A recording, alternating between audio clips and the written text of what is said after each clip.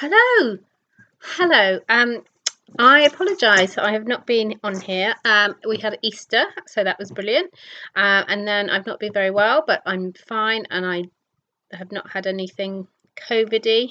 But also, I really did not know how to get a video on here that wasn't on my phone. So I'm trying something out.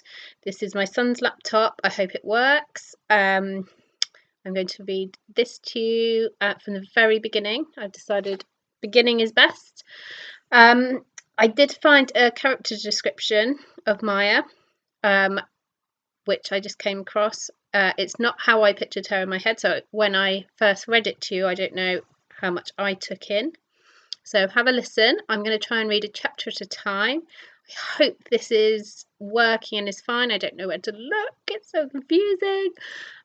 Thank you to my 7 subscribers. I'm very touched that I have some subscribers. I haven't had a paycheck yet from YouTube. No one's inquired about advertising, but I'm sure it will come. So, this is Journey to the River Sea by Eva Ibbotson. This is chapter 1. Okay. It was a good school, one of the best in London. Miss Banks and her sister Emily believed that girls should be taught as thoroughly and as carefully as boys.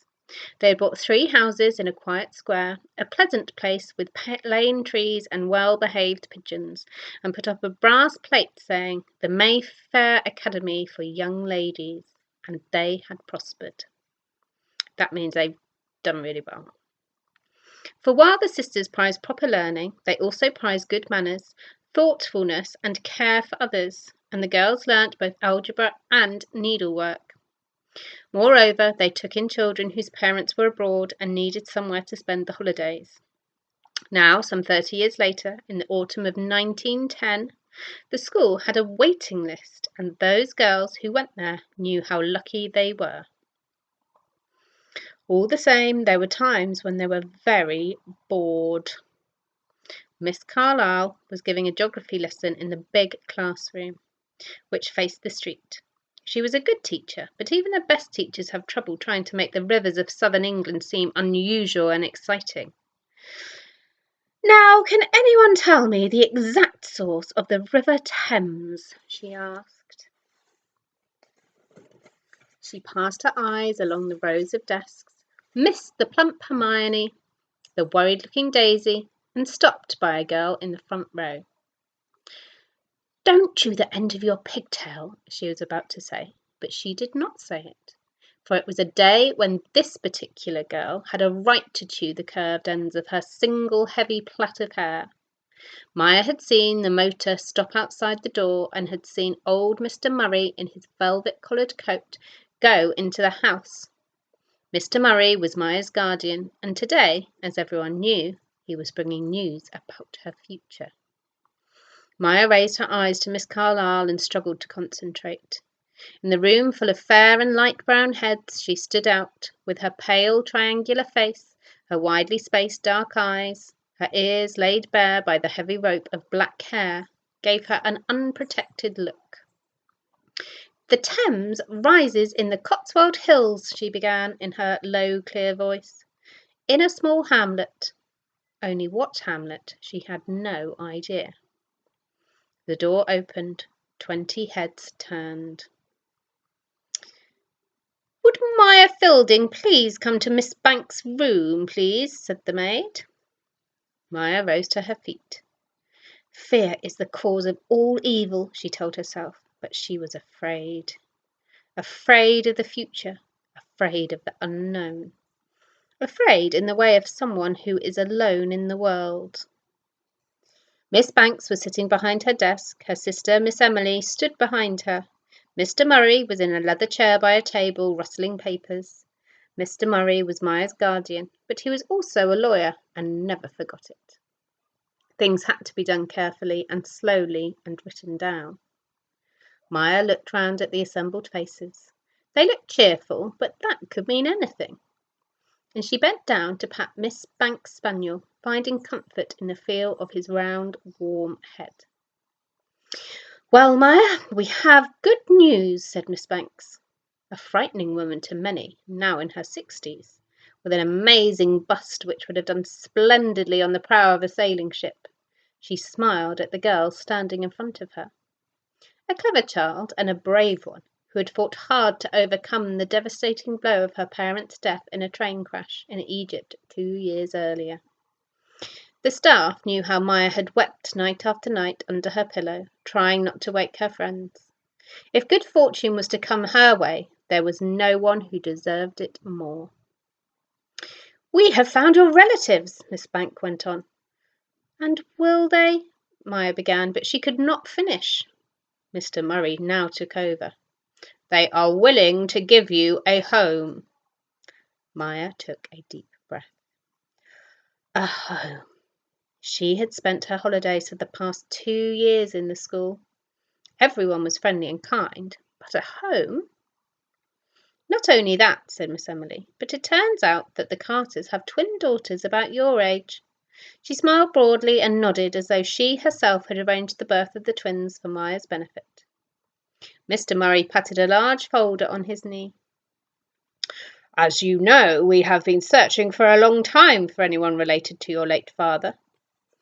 We knew that there was a second cousin, a Mr. Clifford Carter, but all efforts to trace him failed until 2 months ago, when we heard that he had emigrated 6 years earlier. He had left England with his family." "So where is he now?" Maya asked.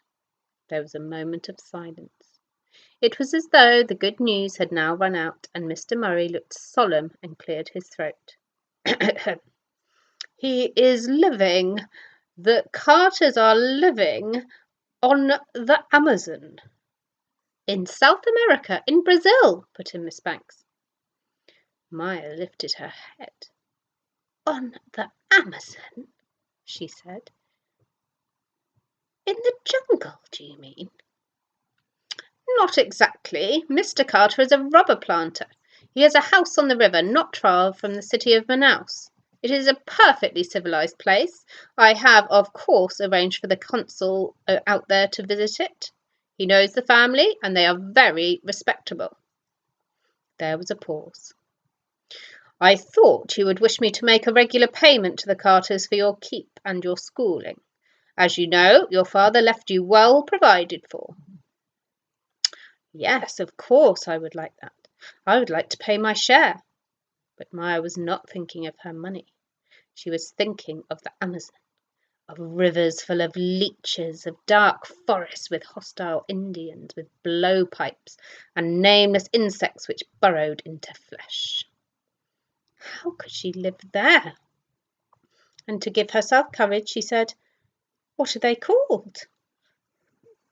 Who? The old man was still wondering about the arrangements he had made with Mr. Carter. Had he offered too much for Maya's keep? "The twins. What are the names of the twins?" "Beatrice and Gwendolen," said Emily. "They have written you a note." And she handed Maya a single sheet of paper. "Dear Maya," the girls had written, "we hope you will come and live with us. We think it would be nice." Maya saw them as she read, fair and curly-haired and pretty, everything she longed to be and wasn't. If they could live in the jungle, so could she. "When do I go?" she asked. "At the end of next month. It has all worked out very well because the Carters have engaged a new governess, and she will travel out with you." A governess in the jungle! How strange it all sounded. But the letter from the girls had given her heart. They were looking forward to having her. They wanted her. Surely it would be all right. "Well, let's hope it's for the best," said Miss Banks after Maya left the room. They were more serious now. It was a long way to send a child to an unknown family, and there was Maya's music to consider. She played the piano well, but what interested the staff was Maya's voice. Her mother had been a singer. Maya's own voice was sweet and true. Though she did not want to sing professionally, her eagerness to learn new songs and understand them was exceptional. But what was that to set against the chance of a loving home? The Carters had seemed really pleased to take Maya, and she was an attractive child. "The consul has promised to keep me informed," said Mr. Murray, and the meeting broke up. Meanwhile, my return to the classroom meant the end of the tributaries of the Thames. "Tomorrow we will have our lesson on the Amazon and the rivers of South America," said Miss Carlyle. "I want you all to find out at least one interesting fact about it." He smiled at Maya. "And I shall expect you to tell us how you will travel and for how long, so that we can all share your adventure." There was no doubt about it. Maya was a heroine, but not the kind that people envied, more the kind that got burnt at the stake. By the time her friends had clustered round her with oohs and ahs and cries of distress, Maya wanted nothing except to run away and hide. But she didn't. She asked permission to go to the library after supper. The library at the academy was a good one. That night Maya sat alone on top of the mahogany library steps, and she read and she read and she read. She read about the great broad-leaved trees of the rainforest pierced by sudden rays of sun. She read about the travellers who had explored the maze of rivers and found 1,000 plants and animals that had never been seen before. She read about brilliantly coloured birds flashing between the laden branches, macaws and hummingbirds and parakeets, and butterflies the size of saucers, and curtains of sweetly scented orchids trailing from the trees. She read about the wisdom of the Indians, who could cure sickness and wounds that no one in Europe understood. "Those who think of the Amazon as a green hell," she read in an old book with a tattered spine, "bring only their own fears and prejudices to this amazing land. For whether a place is a hell or a heaven rests in yourself, and those who go with courage and an open mind may find themselves in paradise." Maya looked up from the book. "I can do it," she vowed. "I can make it a heaven, and I will." Matron found her there long after bedtime, still perched on the ladder, but she did not scold her, for there was a strange look on the girl's face, as though she was already in another country. Everyone came well prepared to the geography lesson on the following day. "You start, Hermione," said Miss Carlyle. "What did you find out about the Amazon?" Hermione looked anxiously at Maya. "There are huge crocodiles in the rivers that can snap your head off in one bite. Only they're not called crocodiles. They're called alligators because their snouts are fatter, but they're just as fierce. And if you just put one hand in the water, there are these piranhas that strip all the flesh off your bones, every single bit. They look just like ordinary fish, but their teeth are terrible," said Melanie. "Daisy offered a mosquito which bit you and gave you yellow fever." "You turn as yellow as a lemon, and then you die," she said. "And it's so hot the sweat absolutely runs off you in buckets." "Not sweat, dear, perspiration," corrected Miss Carlyle. Anna described the Indians covered in terrifying swirls of paint, who shot you with poisoned arrows which paralysed you and made you mad. From Rose came jaguars, silent as shadows, which pounced on anyone who dared go into the forest. Miss Carlyle now raised a hand and looked worriedly at Maya. The girl was pale and silent, and she was very sorry now that she had told the class to find out what they could. "And you, Maya? What did you find out?" Maya rose to her feet. She had written notes, but she did not look at them, and when she began to speak she held her head high, for her time in the library had changed everything. "The Amazon is the largest river in the world. The Nile is a little bit longer, but the Amazon has the most water.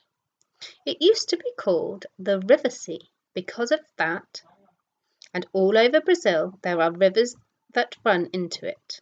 Some of the rivers are black and some are brown, and the ones that run in from the south are blue, and this is because of what is under the water. When I go, I shall travel on a boat of the Booth Line, and it will take 4 weeks to go across the Atlantic, and then when I get to Brazil, I still have to travel 1,000 miles along the river between trees that lean over the water, and there will be scarlet birds and sandbanks and creatures like big guinea pigs called capybaras which you can tame. And after another 2 weeks on the boat, I shall reach the city of Manaus, which is a beautiful place with a theatre with a green and golden roof, and shops and hotels just like here, because the people who grew rubber up there became very rich, and so they could build such a place even in the middle of the jungle. And that is where I shall be met by Mr. and Mrs. Carter, and by Beatrice and Gwendolen. She broke off and grinned at her classmates. And after that, I don't know, but it's going to be all right. But she needed all her courage as she stood in the hall a month later saying goodbye. Her trunk was corded, her travelling cape lay in the small suitcase, which was all she was allowed to take into the cabin, and she stood in a circle of her friends. Hermione was crying. The youngest pupil, Dora, was clutching her skirt. "Don't go, Maya," she wailed. "I don't want you to go. Who's going to tell me stories?" "We'll miss you," shrieked Melanie. "Don't step on a boa constrictor." "Oh, write. Oh, please write. Lots and lots of letters." Last-minute presents had been stuffed into her case. A slightly strange pincushion made by Anna, a set of ribbons for her hair. The teacher, too, had come to see her off, and the maids were coming upstairs. "You'll be all right, miss," they said.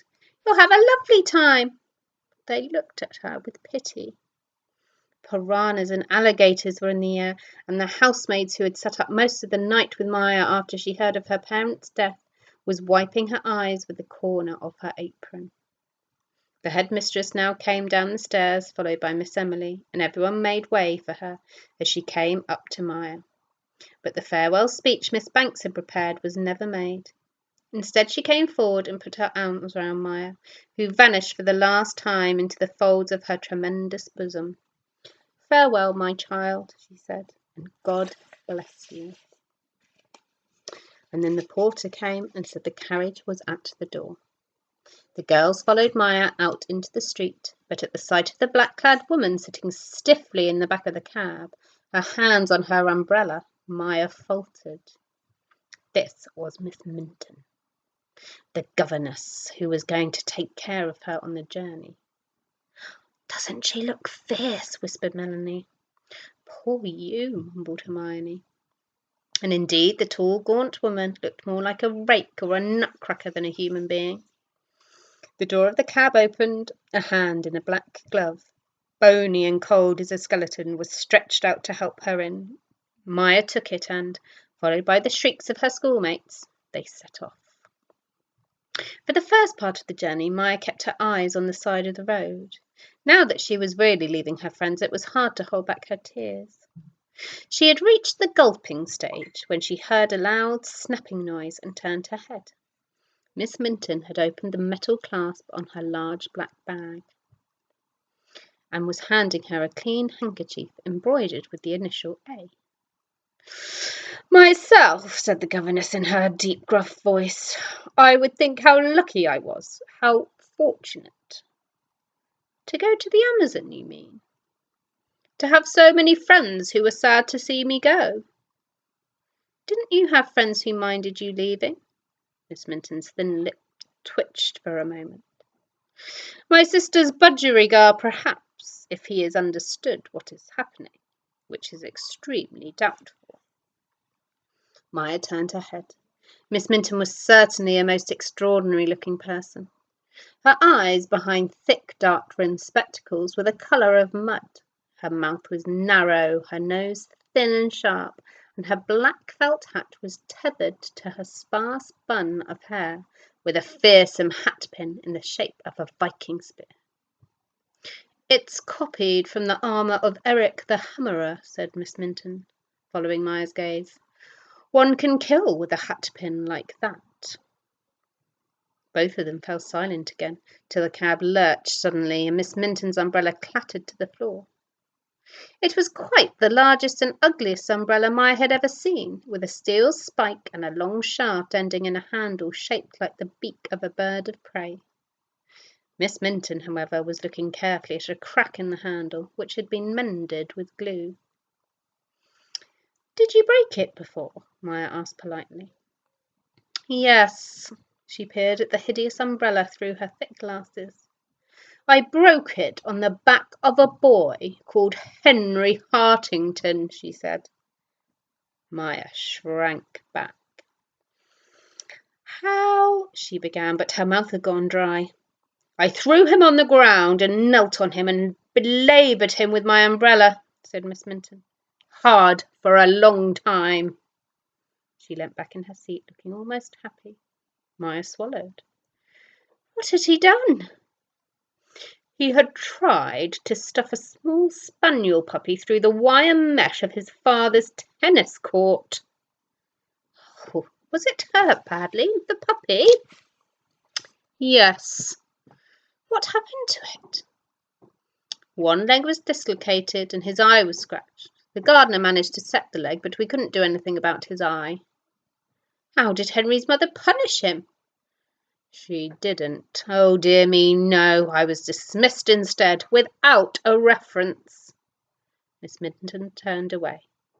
The year that followed, when she could not get another job and had to stay with her married sister, was one that she was not willing to remember or discuss. The cab stopped. They had reached Euston Station. Miss Minton waved her umbrella at a porter, and Maya's trunk and her suitcase were lifted onto a trolley. Then came a battered tin trunk with the letters A. Minton painted on the side. "You'll need 2 men for that," said the governess. The porter looked offended. "Not me, I'm strong." But when he came to lift the trunk, he staggered. "Crikey, man, what have you got in there?" he asked. Miss Minton looked at him haughtily and did not answer. Then she led Maya onto the platform where the train waited to take them to Liverpool and the RMS Cardinal, bound for Brazil. They were steaming out of the station before Maya asked, "Was it books in the trunk?" "It was books," admitted Miss Minton. And Maya said, "Good." And that is the end of chapter 1. So I hope this video has worked. I will do chapter 2 as soon as I can. I'll see what's happened. I hope everyone is well and okay, and you know that you still can contact Mrs. Blair, and that you've all done loads of work. So I'll see you soon. Bye bye.